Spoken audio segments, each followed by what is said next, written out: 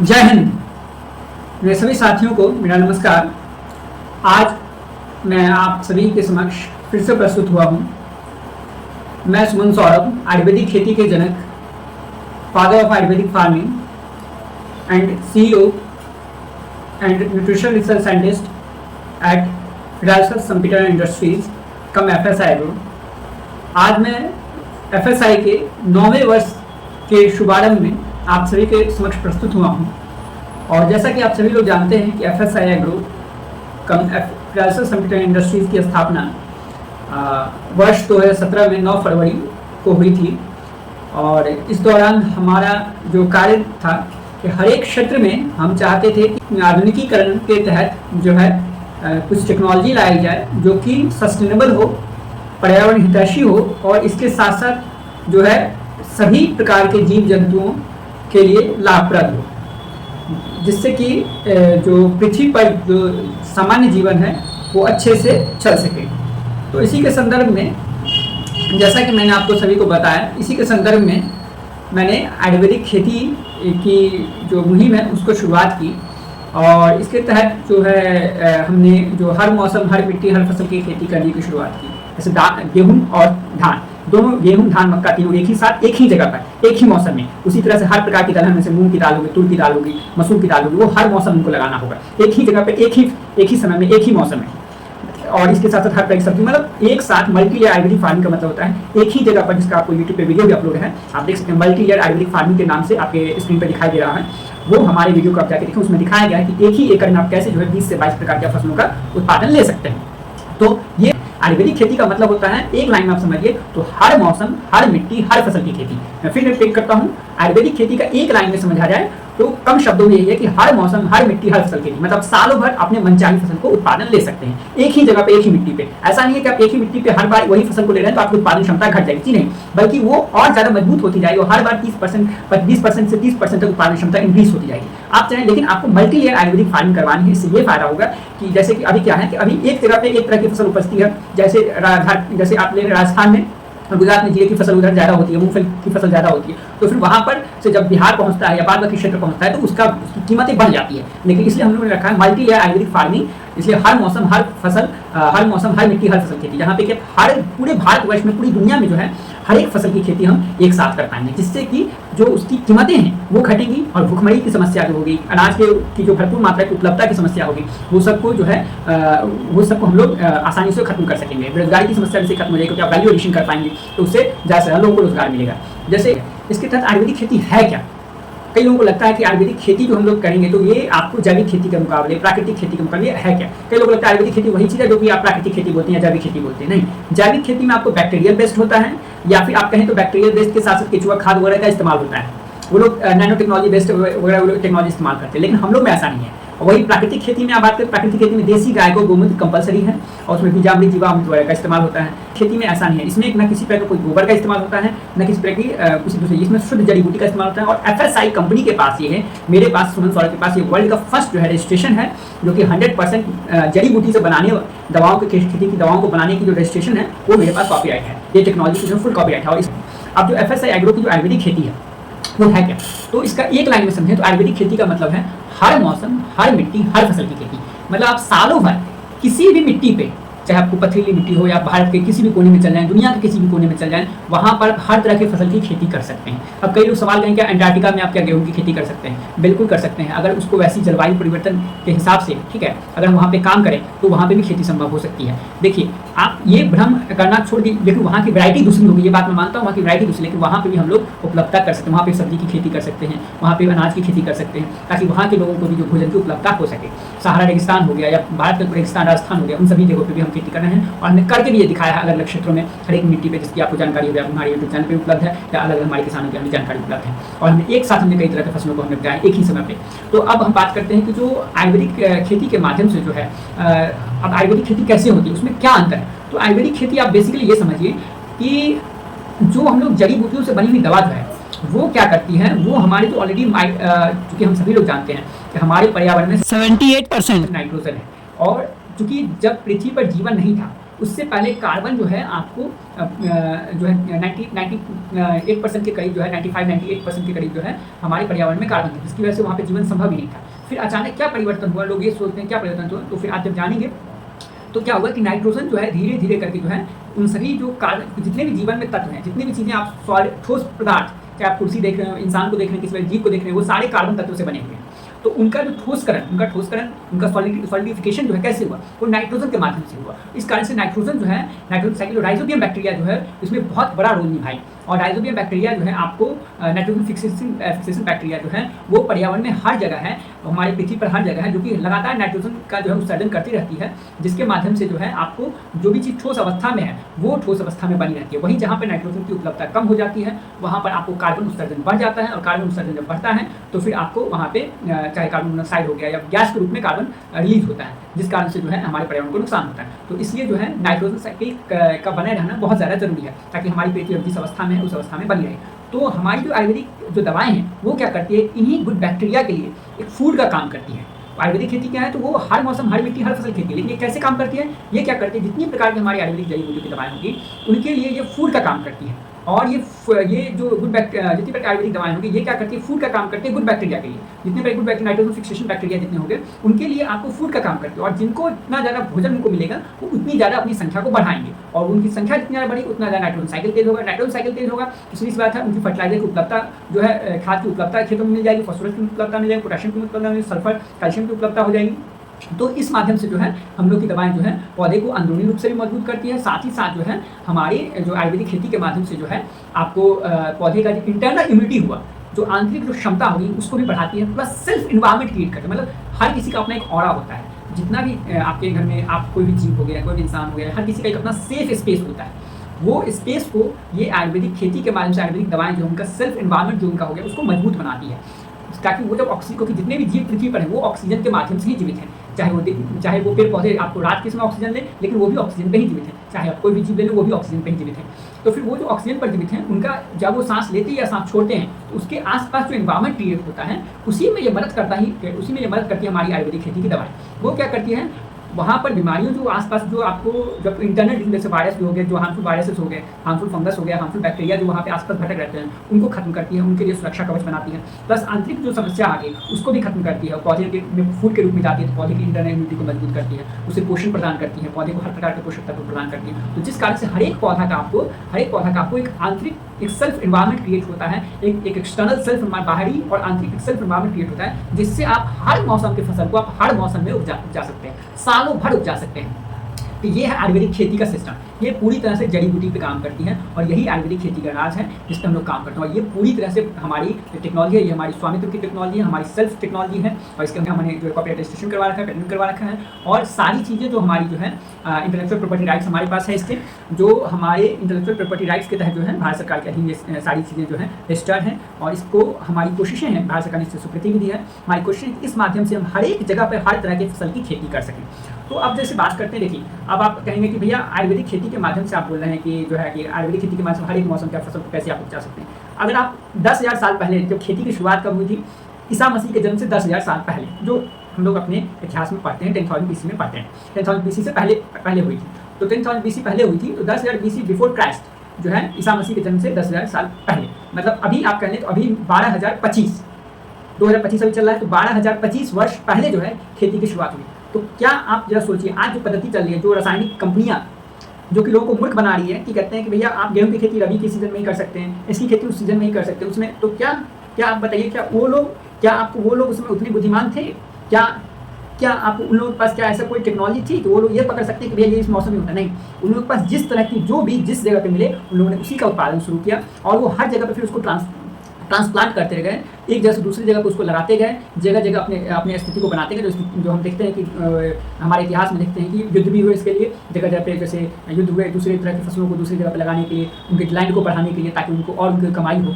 तो फिर ये जो हुआ, ये सारा का सारा जो है उस समय ये बिना जो आज की टेक्नोलॉजी इसके बगैर हुआ। तो उस समय जब ये नहीं था, ये सिस्टम था ही नहीं, आपको इतिहास में ऐसा कहीं कोई सिस्टम है ही नहीं लिखा हुआ कि आपको बरसात के मौसम में ही धान होगा, सर्दी के मौसम में ही गेहूँ होगा, मूंग की फसल साल में 3 ही महीने होगी। तो ये सारे जो अनाज निकल करके आए हैं, ये सारे तो उसी समय से निकल करके आए हैं।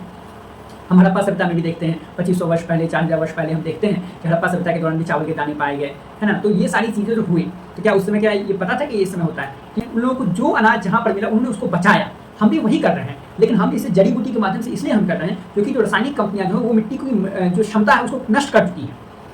और इस कारण से जो है आयुर्वेदिक खेती के तहत जो है हम लोग उसको जड़ी बूटियों के माध्यम से सुधार रहे हैं, मिट्टी की अवस्था को सुधार रहे हैं और सुधार करके हर एक मौसम की फसल को बिल्कुल हमारे प्राचीन काल के माध्यम से हर एक मौसम की फसल को हर एक मिट्टी पर जो है उपजा रहे हैं, हर एक समय उपजा रहे हैं। तो आयुर्वेदिक खेती की जो है मुहिम को ये 10,000 वर्ष पहले जो शुरुआत हुई थी उसको 12,025 वर्ष पहले जो शुरुआत हुई थी उसको हम लोग फिर से लागू करने की कोशिश कर रहे हैं।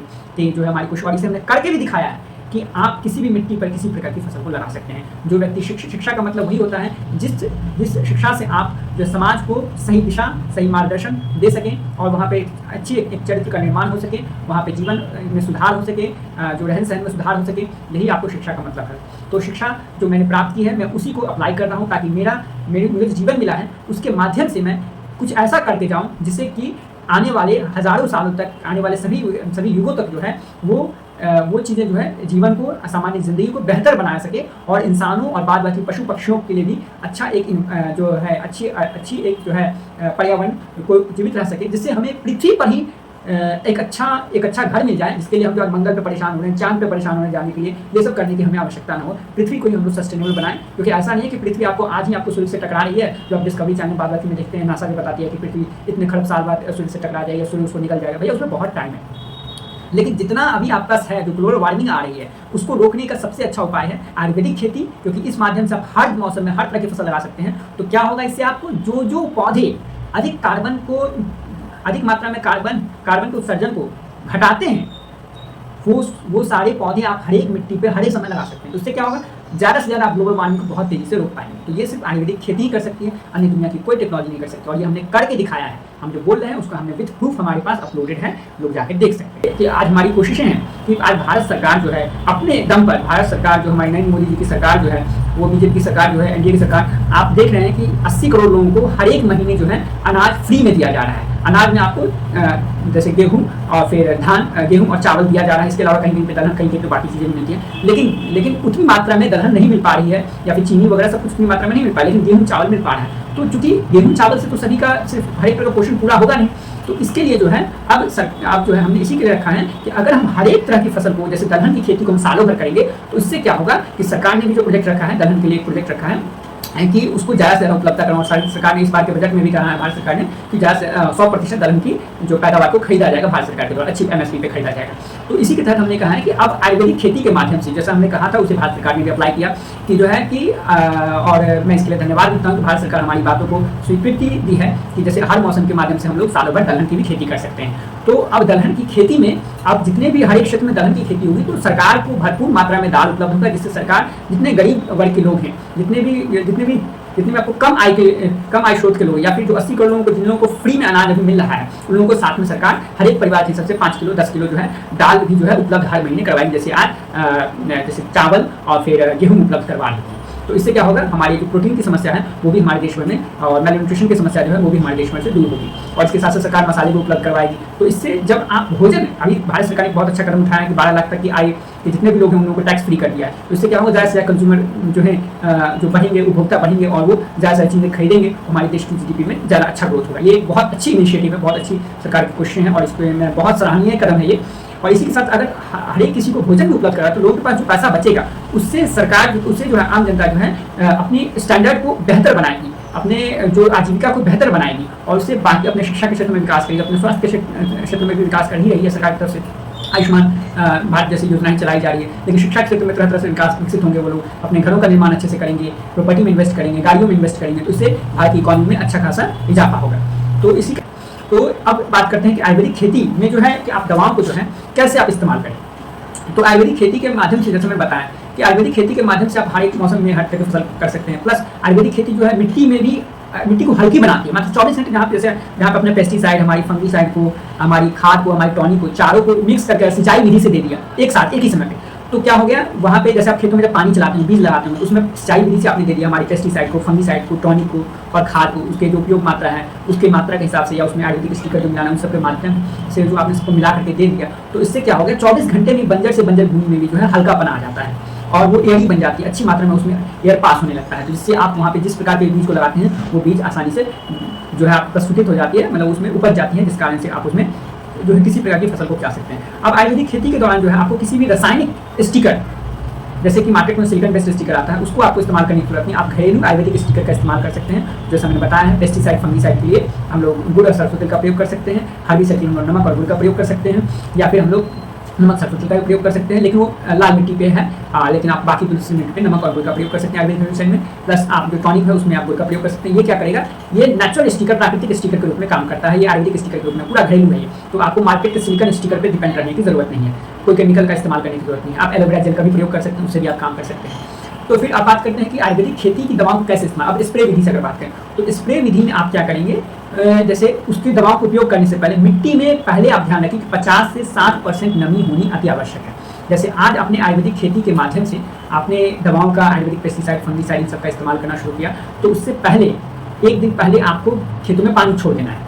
खेतों में आपने पानी छोड़ दिया, पानी चला दिया, उसके बाद नेक्स्ट डे आपको उसमें 50 से 60% नमी बची रह जाती है। पानी कितना भी सूख गया तो 50% ऊपर नमी है, तो उस समय आप देख करेंगे तो ज़्यादा दवा ज़्यादा से ज़्यादा रिटेन करेगा। तो ध्यान रहे कि खेतों में 50 से 60% नमी रहनी अति आवश्यक है। अगर आप स्प्रे विधि से, छिड़काव विधि से देते हैं, तो फिर आपको, अगर आप सिंचाई विधि से देते हैं तो आप क्या करें कि सभी दवाओं को, जैसे पेस्टिसाइड फंगीसाइड, सिर्फ हर्बिसाइड अलग करके, तो हर्बिसाइड को भी आप सिंचाई विधि दे सकते हैं, लेकिन चूंकि हर्बिसाइड कम खरपतवार को सुखाना है तो उसे हमारे पेस्टिसाइड फंगीसाइड खाद टॉनिक के साथ नहीं मिलाना है। लेकिन जहां हम पेस्टिसाइड फंगीसाइड खाद टॉनिक चारों को एक साथ सिंचाई विधि से कैसे दे सकते हैं, तो जैसे हमने जब खेत में पानी छोड़ा तो उसी समय आप या तो पानी जहां से निकल रही है छोड़ने के लिए वहीं पे आप सबको मिश्रित करके मिला दें, उनके स्टिकर वगैरह के साथ सब कुछ मिला दें, और नहीं तो आप जो है गुड़ सरसों तेल वगैरह डाल करके मिला, नहीं तो आप क्या करें, जहाँ जहाँ पानी का पाइप रख रहे हैं वहाँ पे एक बड़ा सा बाल्टी में इन सभी दवाओं को का घोल बना करके रखें, 50 लीटर पानी में घोल बना करके, और वहाँ पे थोड़ी सी मात्रा में इसको डाल दें, 2 लीटर 3 लीटर करके डाल दें, तो ये पानी जहाँ जहाँ फैलेगा वहाँ आपको जो है ये दवा भी फैलती जाएगी। तो ये सबसे आसान विधि होता है। आयुर्वेदिक खेती करना बहुत ही आसान है, इसमें आपको अधिक लेबर भी नहीं लगेगा, मतलब पैसे की और समय की दोनों बचत है। तो छिड़काव विधि से कई गुना अधिक अच्छा होता है। महीने में एक बार आप सिंचाई विधि से इन दवाओं को दे दें, तो फिर आपको क्या होगा कि आपका समय भी बचेगा, मतलब पेस्टिसाइड को आपको अलग इस्तेमाल करने की जरूरत नहीं, फंगीसाइड को अलग इस्तेमाल करने की जरूरत नहीं, टॉनिक को अलग इस्तेमाल करने की जरूरत नहीं, खाद को इस्तेमाल, सबको आपको एक साथ, लेकिन हर्बिसाइड को अलग इस्तेमाल करने की जरूरत है। मैं बार बार रिपीट करता हूँ, हर्बिसाइड को उपयोग में और बाकी दवाओं के उपयोग में कम से कम भी तो 10 दिन का अंतर रहना चाहिए। और हमारी दवाओं के उपयोग के बाद, हमारी एफएसआई एग्रो की दवाओं के उपयोग के बाद किसी अन्य दवाओं का प्रयोग नहीं होना चाहिए। चाहे आप 15 दिन बाद में, 20 दिन, अगर आपको संतुष्टि नहीं है तो 1-1.5 महीने बाद ही आपको दूसरी दवा दी, उससे पहले नहीं दी, ये बात ध्यान रहे। और उसकी जैसे आपने कोई भी हर्बिसाइड हमारी जो दी है, उसके हर्बिसाइड के बाद खासतौर पर मैं ध्यान बता दूं कि हर्बिसाइड को देने के तुरंत बाद आप कोई भी प्रकार का केमिकल या हमारी ही खुद एफएसआई एग्रो की दवाओं को तुरंत प्रयोग नहीं करना है, क्योंकि हर्बिसाइड का काम खरपतवार को सुखाना है। तो जो दवा जो है अंदर जब जाती है तो जड़ों में जो खरपतवार की जड़ें होती है, मिट्टी के अंदर जो जड़ों में जो खरपतवार की जड़ें होती है उसको सुखाने काम करती है। तो उस दौरान जैसे ही आप दूसरा कुछ देंगे तो वो लेयर, जो दवा का लेयर टूट जाएगा, फिर हर्बिसाइड का कोई रिजल्ट नहीं आएगा। जो मैं पहले भी बोला हूँ, इसलिए ध्यान रहे कि हर्बिसाइड के उपयोग के वक्त जो है आपको उपयोग के बाद 10 दिन तक आपको कुछ भी अन्य दूसरा कुछ प्रयोग नहीं करना है, या खेतों में पानी भी नहीं छोड़ना है, ये चीज़ का ध्यान है। अब बात करते हैं हम लोग कि आयुर्वेदिक खेती के माध्यम से जो है जैसे 1 एकड़ में जो लगता है वो आपको अकॉर्डिंग टू डिपेंड करता है। कहीं पे 50 ग्राम जो 1 एकड़ खेत में 50 ग्राम पेस्टिसाइड, 50 ग्राम फंगीसाइड, 50 ग्राम टॉनिक हो गया, हमारा आयुर्वेदिक प्लांट्स को टॉनिक हो गया, 5 किलो का खाद पाउडर वाली हो गया, 250 ml लिक्विड वाली हो गई, इन चारों को 1 एकड़ में आप जो है मिला करके सिंचाई विधि से दे सकते हैं। अब हम जैसे चर्चा करें कि जो है आयुर्वेदिक खेती में के माध्यम से हम लोग जो है जैसे हल्दी की खेती में कम से कम, जैसे हम सभी लोग जानते हैं, 7 से 10 महीने का समय लगता है, और उसे आप 5 महीने में कर सकते हैं। आयुर्वेदिक खेती में आप हल्दी की खेती, और हमने करके भी दिखाया है, आयुर्वेदिक खेती के उत्पादन को हम लोग 5 महीने में तैयार कर सकते हैं। केले का जो, जब आप केले का कहीं जब कर्नाटक में, कहीं जब महाराष्ट्र वगैरह के राज्य में क्या होता है कि केले का हमने टिश्यू, आज हमने कल्चर केले का टिश्यू, आज छोटा पौधा लगाया है, और लगाने के हमें लगभग 8-10 महीने का इंतजार करना पड़ता है केला में, पपीता में, उसके उत्पादन देने के लिए। लेकिन हमारी आयुर्वेदिक खेती में ऐसा नहीं है। आप उसको 5 महीने में, अगर आप हर महीने हमारे पेस्टिसाइड का 50 ग्राम पेस्टिसाइड 1 एकड़ में, 50 ग्राम फंगीसाइड, 5 किलो का खाद पाउडर वाला, 250 ml लिक्विड वाली आयुर्वेदिक खाद, इसके अलावा 2.5 किलो की जो ये पाउडर वाली खाद होगी या लिक्विड वाली खाद, और पाउडर वाली खाद के साथ साथ जो है आपको 50 ग्राम टॉनिक जो है, इन चारों का जब आप प्रयोग करते हैं, 5 का जब प्रयोग आप करते हैं, तो फिर जो आयुर्वेदिक खाद जो आप साथ में देते हैं, सब कुछ हर महीने देते हैं, तो क्या होता है कि 5 महीने लगातार देने के बाद 6ठे महीने से ही जो है आपका उत्पादन देना वो शुरू करते हैं। मतलब 5 महीने के एंड, मतलब मध्य आते ही जो है आप देखेंगे उसमें फ्लावरिंग फ्रूटिंग होना शुरू हो जाएगा, और 5 महीने का लास्ट होते होते आपको पौधा फसल देना शुरू। जैसे केले का उत्पादन शुरू हो जाएगा 5 ही महीने में, पपीते का उत्पादन शुरू हो जाता है, हल्दी का हमने उत्पादन करके दिखाया, केला भी हमने दिखाया कि सालों भर। और एक बार जो केला लग गया, नॉर्मली लोग क्या करते हैं, केले का उत्पादन लेने के केले को जड़ सहित काट देते हैं, काटना नहीं है उसे, एक बार लगाने का 4 साल लगातार उसका उत्पादन 4 से 5 साल तक ले सकते हैं। कम से कम 3 से 4 साल आप आसानी से ले सकते हैं। उसको लगा दिया और हर एक 3 महीने 4 महीने में आप एक बार में एक पेड़ से आप केला उत्पादन ले सकते हैं। तो बार बार आप साल में कम से कम 4 बार केले का उत्पादन ले सकते हैं। पपीते का 3 से 4 बार आप उत्पादन ले सकते हैं। आप चाहे आप इसका पपीते का जब उत्पादन होगा तो महीने के 10 से 5 महीने के बाद आपको उत्पादन लेना शुरू कर दिया तो पपीते में हर महीने का उत्पादन ले सकते हैं। पपीता एक पौधे में आपको कई सारे पपीते आपको होते हैं। और आप चाहे केला में हो गया, केला में भी आप कहते हैं कि हर 3 महीने पे एक उत्पादन आप ले सकते हैं। अनार हो गया, अनार में 5 महीने के बाद उत्पादन ले सकते हैं। प्लस आपको अमरूद हो गया, उसमें सालों में उत्पादन ले सकते हैं। आम का जो लोग कल चलाते हैं तो आम में लोगों को 10 साल 5 साल 4 साल 5 साल इंतजार करना पड़ता है, लेकिन ऐसा नहीं है। आप उसको भी जब लगाते हैं तो उसके बाद चूंकि आयुर्वेदिक खाद में क्षमता है पौधे का विकास बहुत तेजी से कर देती है, तो उसमें मज्जर आना जो है बहुत कम समय में शुरू हो जाता है। तो 5 से 6 महीने के बाद ही जो है आप फलों का जो है उत्पादन उसमें ले सकते हैं। जो छोटे छोटे आम जो होते हैं उनको आप ले सकते हैं। तो आयुर्वेदिक खेती के माध्यम से जब आप रेगुलरली इन दवाओं का उपयोग करते हैं तो आप 5 महीने में आप किसी भी प्रकार के फल का जो उत्पादन या रसदार फलों का जो हमने करके भी दिखाया है, जैसे हमने कागज नींबू को करके दिखाया, बालवती को करके दिखाया, तो आप उत्पादन ले सकते हैं। आप सभी का हार्दिक हार्दिक धन्यवाद। आपका दिन शुभ हो। हरे कृष्णा। जय हिंद। हरे Krishna. Hare Krishna, Hare Krishna, Krishna Krishna, Hare Hare.